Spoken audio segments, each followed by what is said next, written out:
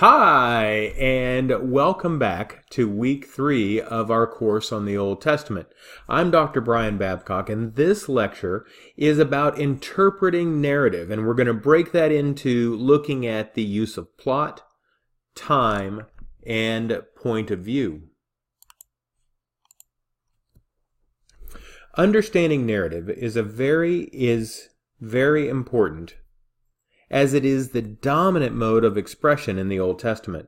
In fact, the books of Genesis all the way to 2 Kings are primarily comprised of narrative. In addition, portions of the prophetic books and a few Psalms are considered narrative, Psalm 105 in particular. Therefore, if we want to understand the Bible, we need to understand how to interpret the components of narrative. With that in mind, I want to outline for you a few building blocks of narrative, including plot, time, and point of view. When the biblical author set out to write the history of Israel, the authors had to first decide what accounts to include and what to discard. In addition, the narrative is designed to make a theological point, so the author had to develop a storyline to convey that point. After deciding upon the point and what facts to include, there is still the remaining issue of what information should be highlighted and what information should be minimized. Sounds easy, but it's not. For instance, when discussing the anointing of David, what is important to tell the reader? Should we discuss where David lives, what he looks like, what he's wearing, or more about his family? The author must filter through all the available details and decide what is essential to convey to the reader what are unnecessary details, and the ultimate goal is to convey a narrative that is engaging and delivers the desired historic information and theological method. When pondering these questions, let's begin to explore the building blocks of narrative. First, let's explore plot. According to Bar Ephrat, if the characters are the soul of the narrative, the plot is the body. It consists of an organized and orderly system of events arranged in temporal sequence. In contrast to life, where we are invariably confronted by an endless stream of incidents occurring haphazardly, the plot of a narrative is constructed as a meaningful chain of interconnected events. This is achieved by careful selection, entailing the omission of any incident which does not fit logically with the planned development of the plot. Additionally, the plot serves to organize events in such a way as to arouse the reader's interest and emotional involvement, while at the same time infusing the events with meaning. In 1 and 2 Samuel, this is accomplished by the introduction, rise, and then fall of the character's importance. For instance, we are first introduced to Saul. Then Saul rises to become king of Israel, filled with the Holy Spirit, and called to lead the nation to victory. Then Saul falls, becoming a tormented and troubled king. The plot then introduces David, who will rise as the next anointed king. The principal relationships are cause and effect, parallel and contrast, rise and fall. Be on the lookout for these relationships and reflect on how the author conveys God's theology through plot. Turning to action, when we read a novel or watch a movie, we often let ourselves be guided primarily by the action. This often occurs in sequences populated sentences after sentence, and are indicated by the predicate or the verb, and we can break the action into two categories, actions and sub-actions. An example from Genesis 37, Joseph and his brothers at Dothan, will clarify this point. The action in a nutshell is as follows. Joseph is sent out by his father to go and see how his brothers are doing. They conspire to kill him and throw him into a pit. After some deliberation, they decide to sell him as a slave so that Joseph ends up in Egypt. This can be put in even fewer words. Joseph has to go and see his brothers, but when he finds them, he is humiliated and sold to Egypt. The concept of action goes hand in hand with the notion of grasping the story at a glance and making a summary. The sub-actions, on the other hand, are details that drive the action. But these details are, of course, the actual business. For example, an example of such a sequence follows here. I have chosen the moment after the brothers have made their plan and Reuben has come out against the bloodshed. In Genesis 37, verses 23 and 4, when Joseph came up to his brothers, they stripped Joseph of his tunic, the ornamented tunic that he was wearing, and took him and cast him into a pit. The pit was empty, and there was no water in it. We have here a simple sequence of 4 sub-actions. The first is still intransitive, to come, a verb of motion. But after that, the game is up for Joseph, and he becomes the direct object in both senses of his brother's scheming. They get 3 sub-actions with a transitive verb as predicate. And you can see our notes attached to this video for definitions of transitive, intransitive, and predicate. So they get 3 sub-actions with a transitive verb as predicate. But that does not make this simple sequence a pedestrian set of lines. In the second line, there is an apposition that merely being there stops the narrative pace for a moment and reminds us how the elderly Jacob had dressed his favorite son in an elegant, multicolored garment. It is this source of preferential treatment that has made the brothers see red. In a minute, with some relish, they will dip his smart coat in blood and send it back to their father. Finally, there is the 5th line, which contains description instead of action. Now Joseph lands at the bottom of the pit. The narrative tempo practically grinds to a halt. A short break enables us to consider Joseph's new position and now realize how completely overwhelmed he must feel by the course of events they have taken. Many biblical stories consist of a well-planned combination or alteration of report and speech. There are some sequences of sub-actions presented by the narrator which alternate with sequences of clauses containing direct speech, or a clear idea of this sort of combination which contributes much to a good understanding of the text as a whole and of the various themes. So far, our attention has been primarily concentrated on the single story, the so-called literary unit. However, there is hardly a story in the Bible that stands on its own. A unit of narrative prose is always part of a sequence, a link in a chain, and these chains can themselves be distinguished at 3 levels. First, a group of stories, usually about 5 or 6, which may be called an act. A cycle of stories, often consisting of 3 to 5 acts, and rarely an entire Bible book comprising several of these acts. Because of the fact that the single story forms part of these greater units, it need not always have a plot of its own.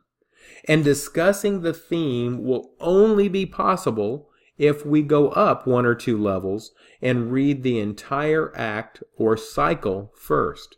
Therefore, always look for how your passage fits into the larger literary structure of the biblical book. Turning to time and movement, specifically looking at entrances and exits. When we succeed in making a correct division of the text into various parts, everything comes together. Two useful avenues of approach are the entrances and exits of characters on stage, and the way in which the writer employs his system of time and space. When we check Genesis 27, Rebekah and Jacob who deceive Isaac and Esau, for entrances and exits, we notice a remarkable alternation that shows how meticulously this act has been put together. There are 6 scenes and 2 figures each, and these are always one parent plus one son. If you break the narrative into those 6 parts, in verses 1 to 5, we see Isaac and Esau. 6 to 17, Rebekah and Jacob. 18 to 30, Isaac and Jacob. Then again in 31 to 40, we go back to Isaac and Esau. 42 to 45, Rebekah and Jacob. And then moving to chapter 28, finally we get Isaac and Jacob again. So as you can see by the ABC on your screen, these are in parallel structure. So take, for instance, the tight design we notice in Genesis 27. This ABC pattern consists of a parallelism of 2 trios. Moreover, the content side of a form that always links one parent to one son is quite remarkable. The family quartet has been torn apart right through the middle. The mother who is in control both times occupies the center, and her sending is highly reflective, unlike Isaac's in paragraph A. Try to consider what extent A is in the fulfillment of A. Notice also that the blessing, which is the point of the story, is in C, acquires a strange extension in C prime. There, God's promise to Abraham and Isaac are recapitulated by the latter and passed on again to Jacob. Apparently, Isaac has reconciled himself to the fait accompli, as he does not show any grudge about the deceit. Maybe he is consoling himself with the text of the parental oracle. Moving to time and space, Joseph, the drama of Joseph and Dothan that we discussed earlier, only sparingly uses explicit indications of time and compensates for this with a wealth of data about space. The 2 paragraphs preceding the brothers' conspiracy in verses 12 to 14 and 15 to 17 direct our attention towards Joseph's journey. The goal of his quest has been set by the father who sends him out. The passage reads, "One time when his brothers had gone to pasture their father's flock at Shechem, Israel said to Joseph, Your brothers are pasturing at Shechem. Come, I will send you to them. And he answers, I am ready. And he said to him, Go and see how your brothers are, and how the flocks are faring, and bring me back word. So he sent him from the valley of Hebron, and Joseph came near Shechem. A man found him wandering in the fields, and the man asked him, What are you looking for? And he answered, I am looking for my brothers. Could you tell me where they are pasturing? And the man said, They have gone from here. For I heard them say, Let's go to Dothan. So Joseph went after his brothers and found them at Dothan. At first sight, these two fragments do not seem at all remarkable. A closer look, however, yields a different insight. The paragraph of departure is framed by the name of the town Joseph is looking for, and by the complementary going and coming. At the end of the names of Hebron and Shechem, they're close together, indicating start and finish of the journey, and moreover hinting that Joseph will have some way to go, about 3 days' march. The father's attention focuses on the well-being of the brothers and the flock. The question of how the contact between this young man and his brothers will work out raises some misgivings. As early as verse 4, we have been told that they had fallen out, and it is there, too, that we find the first shalom, peace, indicating that nothing positive is said by the brothers anymore. And here we find the father asking Joseph to bring back a double shalom, well-being, in the shape of a positive word. We will have to see whether this quest will succeed at all. The second paragraph is a well-rounded story in thumbnail size. At the opening, Joseph has lost his way, which, given the context, is a poor show. Could it be a bad omen?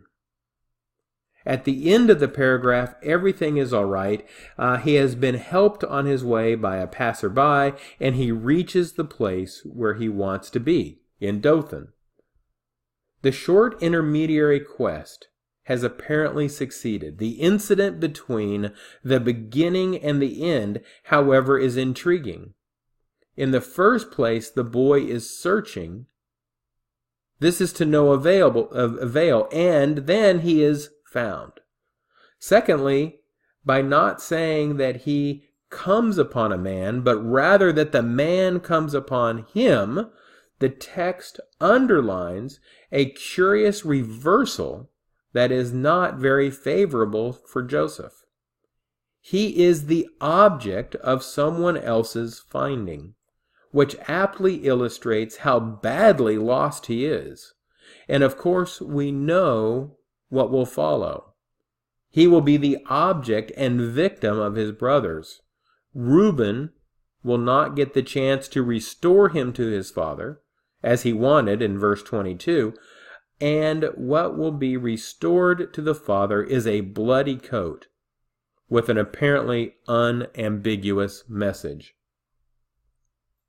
Here in verse 16, Joseph is requesting and the dependent party. He has no notion of what is really happening in the evil outside world.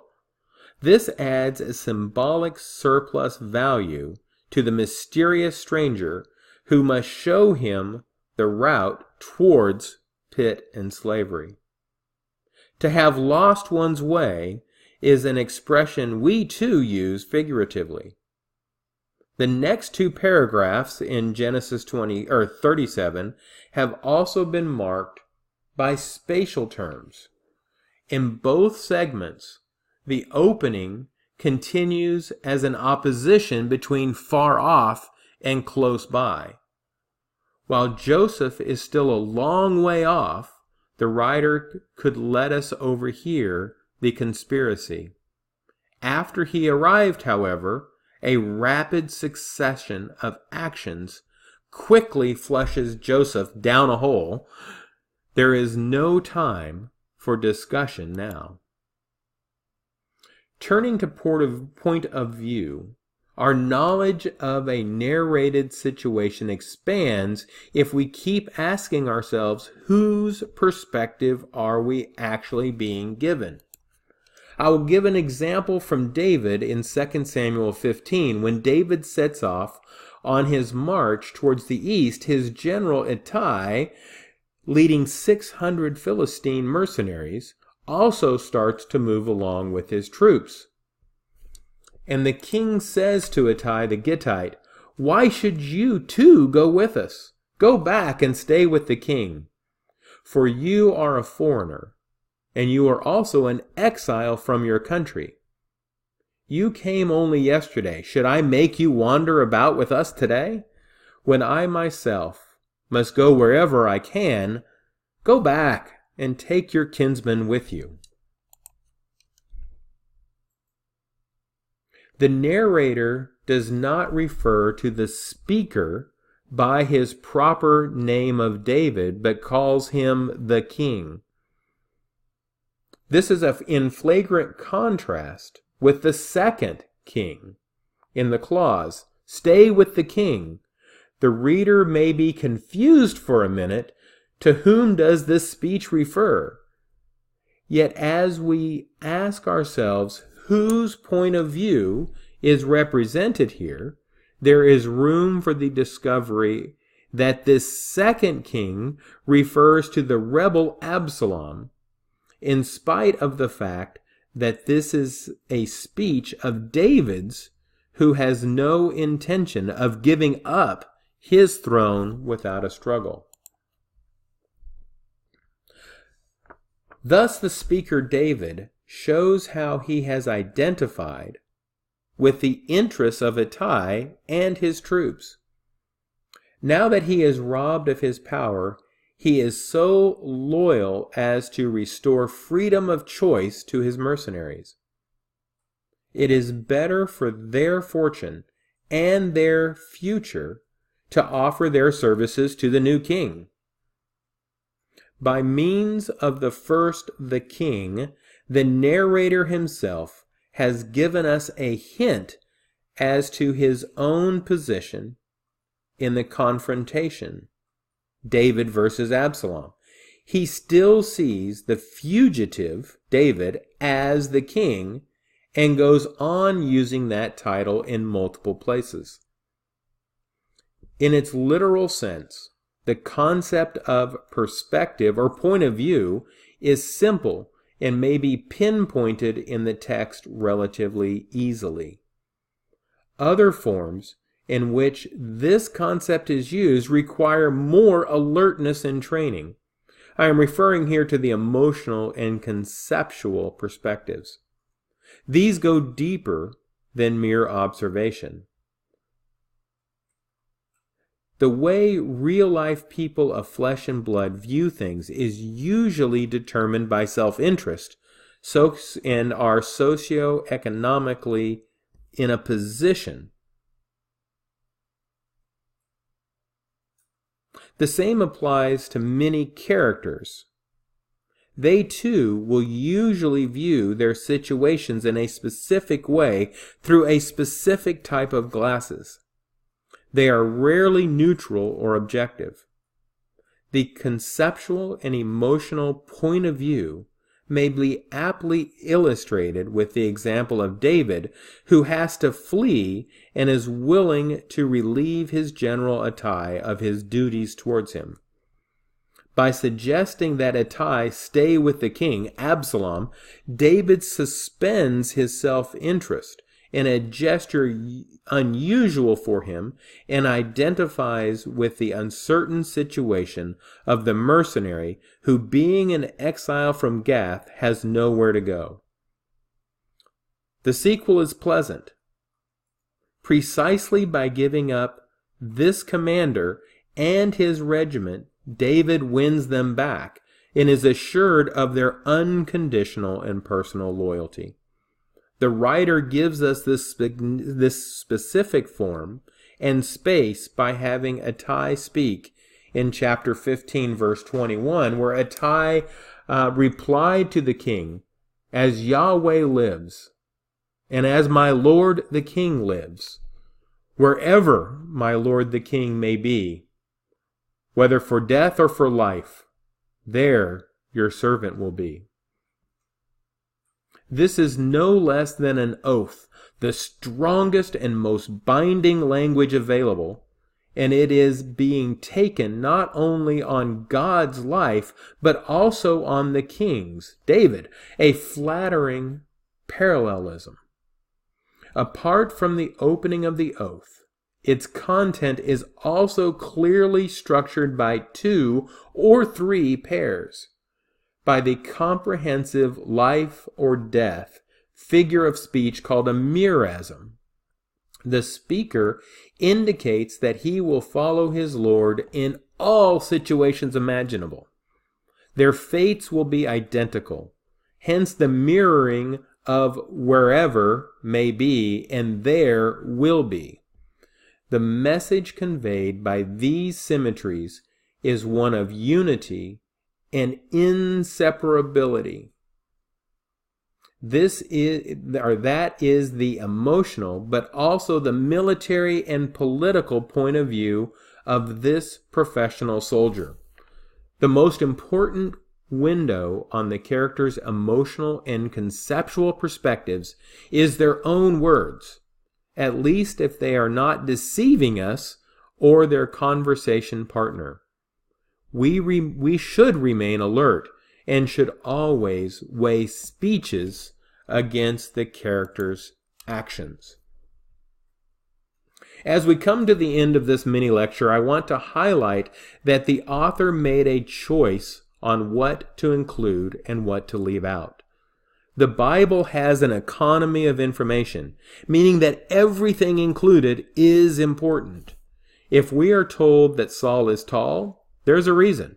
If we are told that David is short but good looking, there's a reason. See if you can interpret the meaning, and I look forward to reading your assignments and your exploration of narrative criticism. Good luck on your assignments, and I hope they will both be rewarding and challenging. Have a blessed day.